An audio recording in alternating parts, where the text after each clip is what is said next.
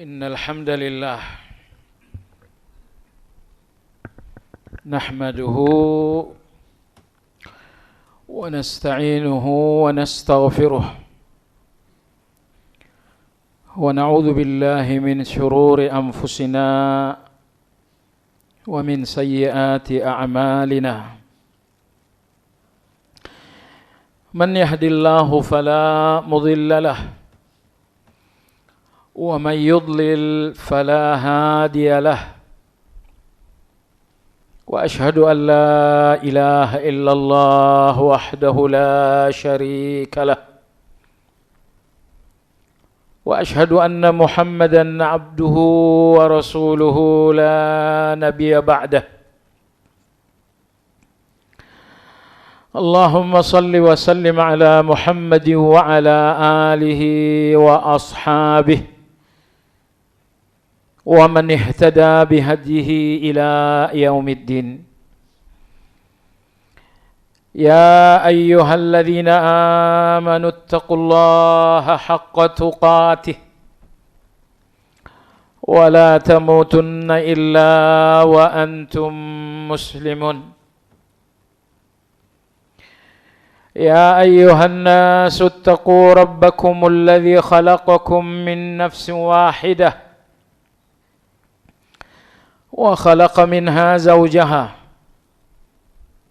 وبث منهما رجالا كثيرا ونساء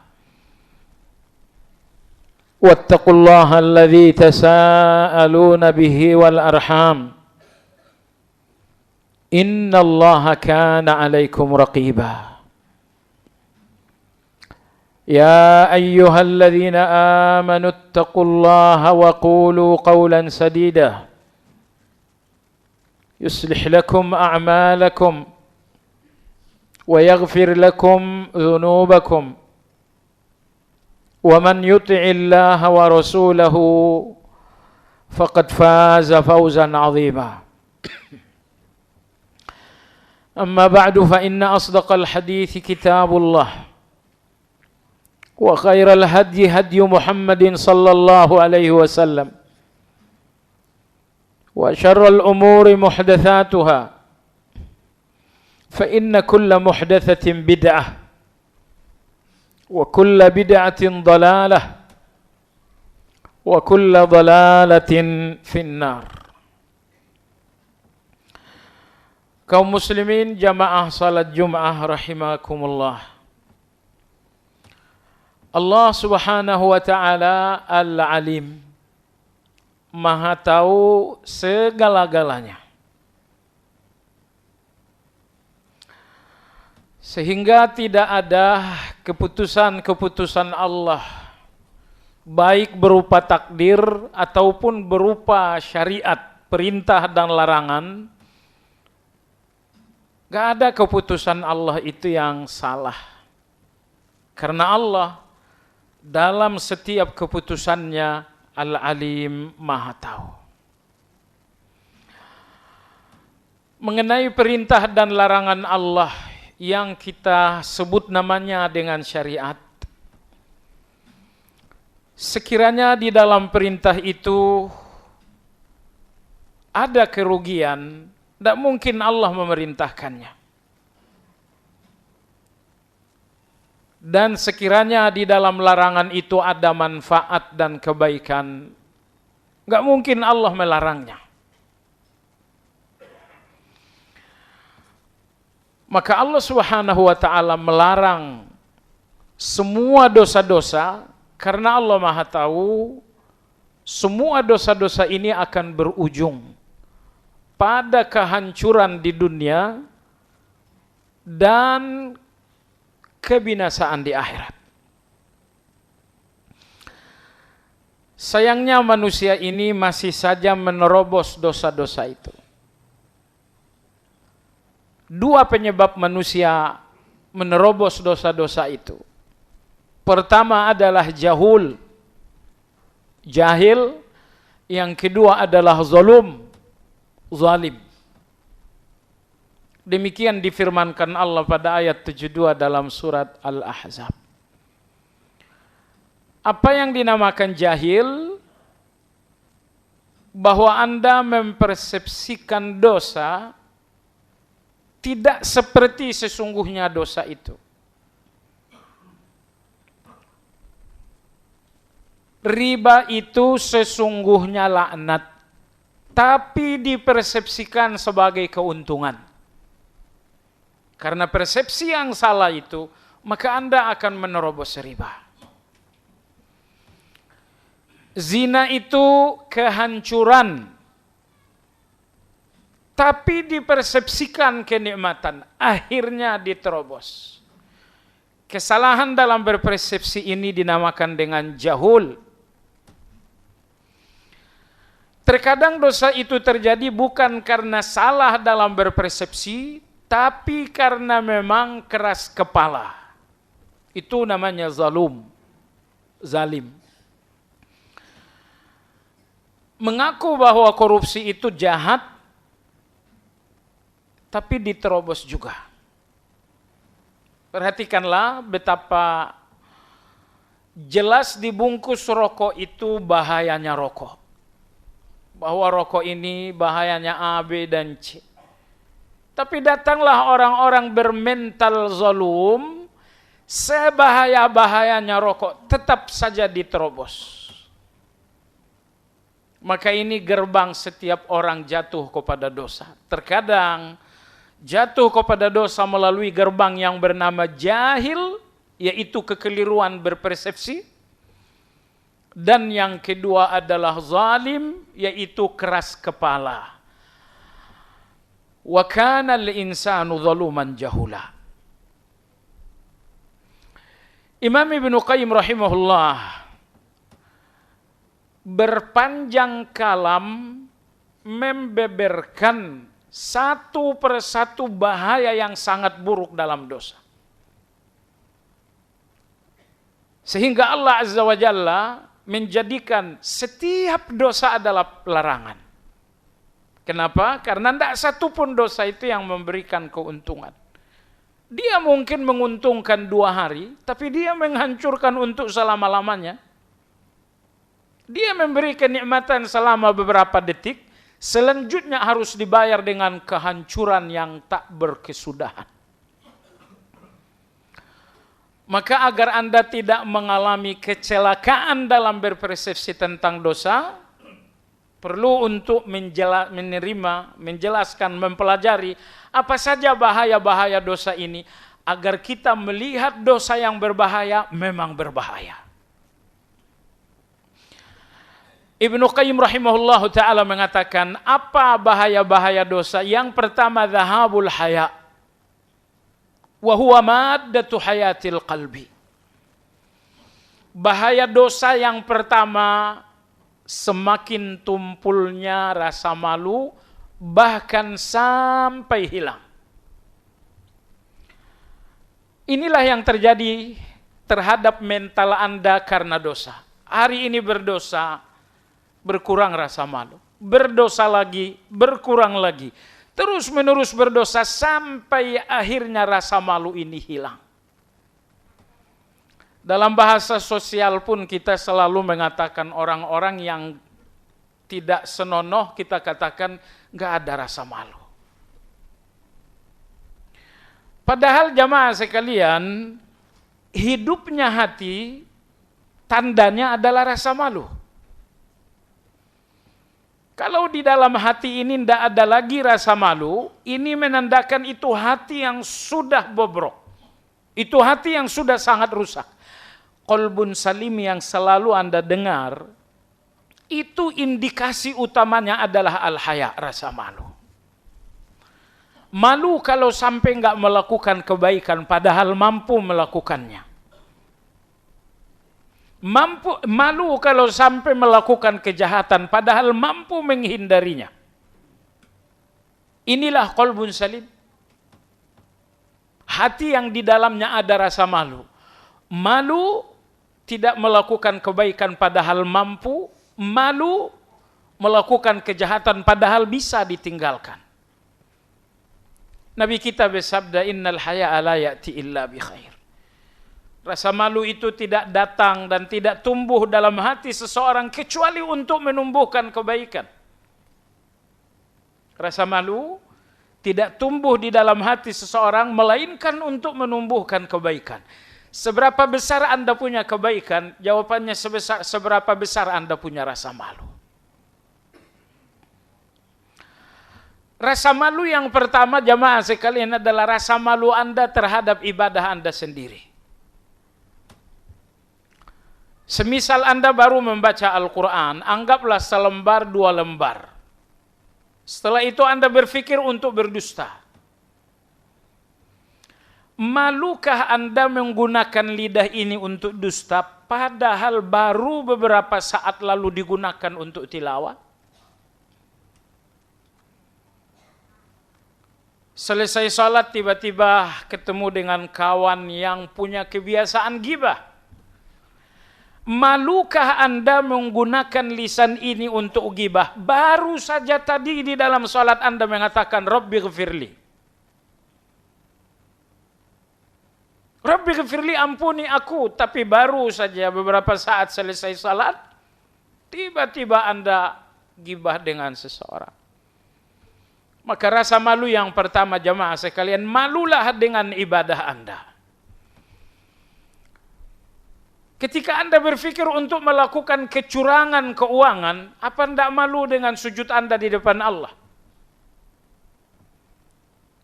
Saat Anda berencana untuk mencelakai seseorang, apa tidak malu dengan status Anda sebagai seorang muslim yang seharusnya menjadi keselamatan bagi orang lain? Kenali diri Anda dan lihat ibadah Anda, itu sudah cukup untuk membuat Anda malu. Apalagi kalau Anda bisa malu dengan nomor 2 ini. Anda malu dengan pandangan Allah yang melihat Anda dimanapun berada. Anda malu dengan pendengaran Allah yang mendengarkan setiap ucapan Anda. Anda malu dengan asyahid, kemahahadiran Allah dimanapun Anda berada. Kehadiran manusia terbatas waktu, terbatas tempat. Tapi ada satu kehadiran yang tak terbatasi waktu dan tempat, yaitu kemahahadiran Allah Azza wa Jalla. Di mana ruang yang lepas dari kehadiran Allah? Di mana waktu yang terlepas dari kehadiran Allah? Maka puncaknya rasa malu itu, malu Anda terhadap sifat-sifat Allah. Allah melihat, Allah Maha tahu, Allah mendengar, Allah Maha hadir.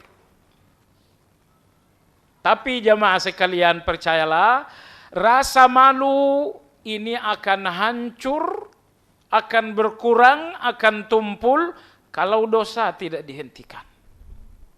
Maka bahaya dosa yang pertama, rasa malu menjadi tumpul, bahkan menjadi hilang. Artinya kalau Anda sudah tidak punya rasa malu, Anda udah nggak mengenal diri sebagai orang yang beriman. Anda nggak mengenal Allah yang maha menjangkau keberadaan dan situasi Anda. Bahaya dosa yang kedua, tud'ifu waqarallahi fi qalbil abd. Bahwa kalau Anda berdosa, lanjut lagi dosa, akan hancurlah keagungan dan kehormatan Allah dalam hati Anda. Tak ada lagi keagungan Allah dalam hati ini. Betapa agungnya pandangan manusia di hati saat Anda nggak berani melakukan perbuatan jahat di depan manusia. Anda hormati pandangan manusia itu. Maka Anda nggak berani melakukan kejahatan apapun di depan pandangan manusia. Kenapa? Pandangan mereka terhormat dalam hati Anda. Tetapi di mana kehormatan Allah dalam hati? Di mana keagungan Allah dalam hati? Di mana rasa takut kepada Allah dalam hati? Jawabannya hilang. Disebabkan karena dosa yang terus-menerus dilakukan. Jadi orang yang sudah siang malamnya dosa, pagi sorenya dosa, sendiri dan terbukanya dosa.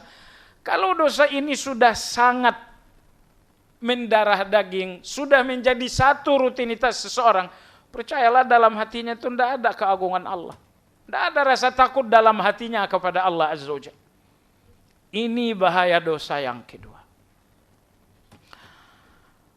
Bahaya dosa yang ketiga, tastad'i nisyanallahi li'abdihi. bahwa apabila seseorang berdosa dan berdosa lagi, maka Allah Subhanahu wa taala akan membiarkannya. Allah Subhanahu wa taala akan melepaskannya. Dan kalau Allah sudah membiarkan Anda, 100% Anda akan dikuasai oleh setan. Maka dari satu dosa, sambung lagi dosa kedua, sambung lagi dosa ketiga.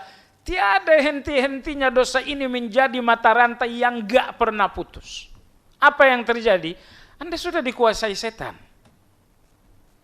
Kenapa Anda dikuasai setan? Karena Allah Azza wa Jalla tidak mau bersama dengan Anda. Allah nggak memberikan Anda kebersamaan. Allah nggak memberikan Anda penjagaan, perlindungan. Allah lepaskan Anda dari taufiknya. Kenapa? Anda sendiri yang memilih situasi itu. Maka kalau Anda berdosa dan tidak taubat, lanjut lagi, belum taubat, lanjut dan lanjut lagi, percayalah Allah akan membiarkan Anda. Allah nggak akan berikan Anda kebersamaannya. Di titik itu sepenuhnya Anda akan dikuasai oleh syaitan.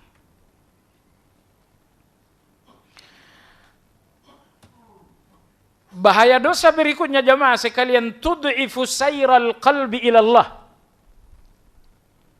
Bahwa dosa ini melemahkan perjalanan hati menuju Allah. Perjalanan menuju Allah ditempuh melalui pintu-pintu ibadah.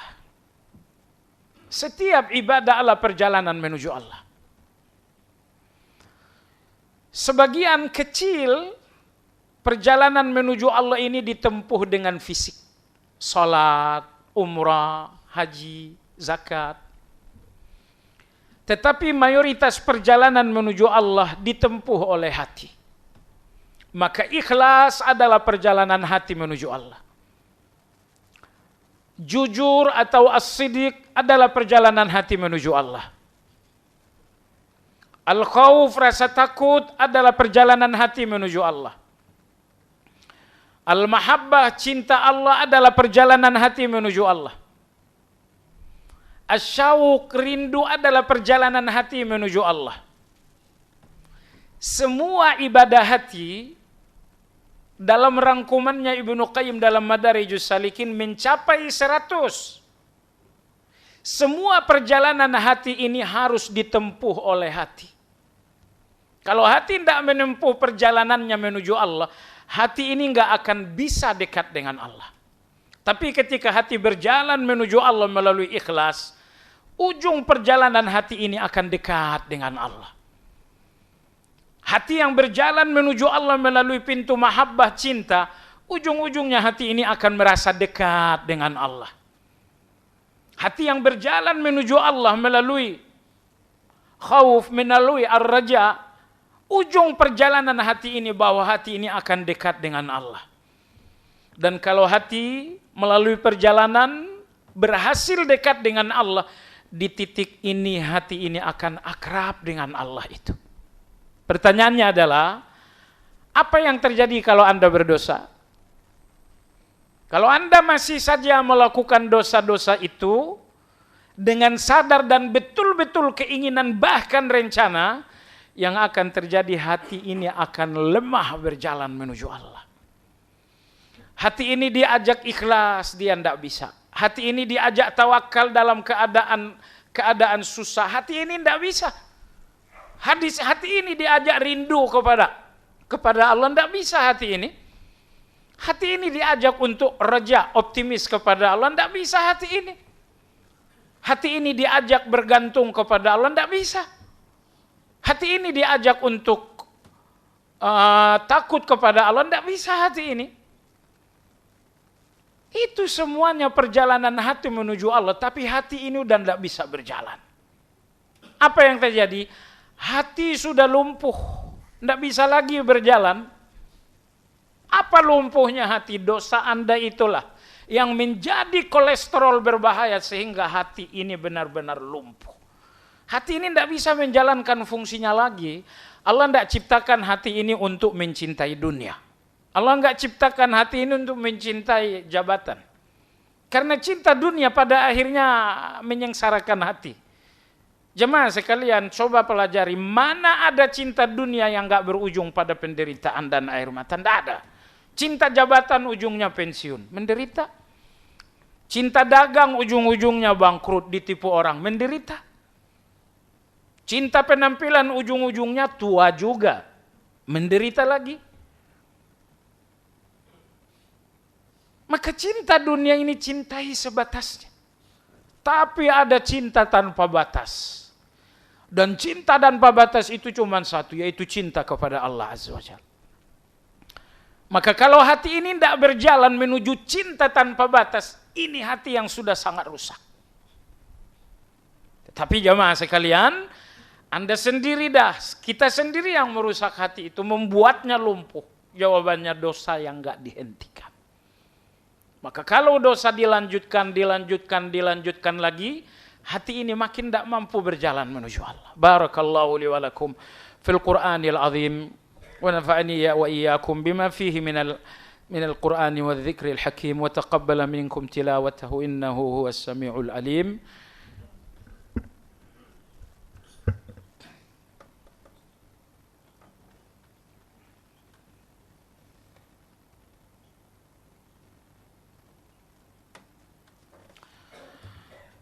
Alhamdulillah hamdan katsiran tayyiban mubarakan fi kama yuhibbu rabbuna wa yarda.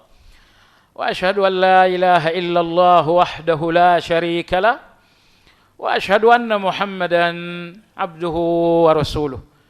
Allahumma salli wa sallim ala Muhammad wa ala alihi wa sahbihi ajma'in. Di antara bahaya dari dosa adalah al-ham wal gham. Gelisah dan kekhawatiran. Percayalah jamaah sekalian, banyak gelisah Anda itu tidak bisa Anda jelaskan. Banyak gelisah Anda itu tidak ada argumentasinya sama sekali. Saya takut mati. Memangnya ada orang nggak mati? Saya takut tua. Memangnya ada orang nggak tua? Saya takut sakit. Memangnya ada orang nggak sakit? Sakit itu adalah kehidupan, mati itu adalah tandanya Anda hidup. Uang Anda banyak, tapi gelisah ini tidak berkurang. Anak-anak Anda sukses tinggal di luar negeri, tapi hati ini tetap saja gelisah. Jadi sekali lagi, mayoritas gelisah Anda itu nggak ada argumentasinya. Karena ternyata gelisah-gelisah ini berpangkal pada tumpukan dosa di depan Allah Azza wa Jalla. Kematian Anda gelisah dengan kematian, nggak ada argumentasinya. Seandainya ada orang nggak mati, Anda sendiri yang mati, Anda gelisah, itu argumentatif. Semua orang bakal mati. Manusia paling mulia sekalipun Nabi kita mati. Jibril, malaikat terdekat dengan Allah, akan mati. Jadi takut Anda, takut saya, takut kita semua lebih sering takut tanpa argumentasi.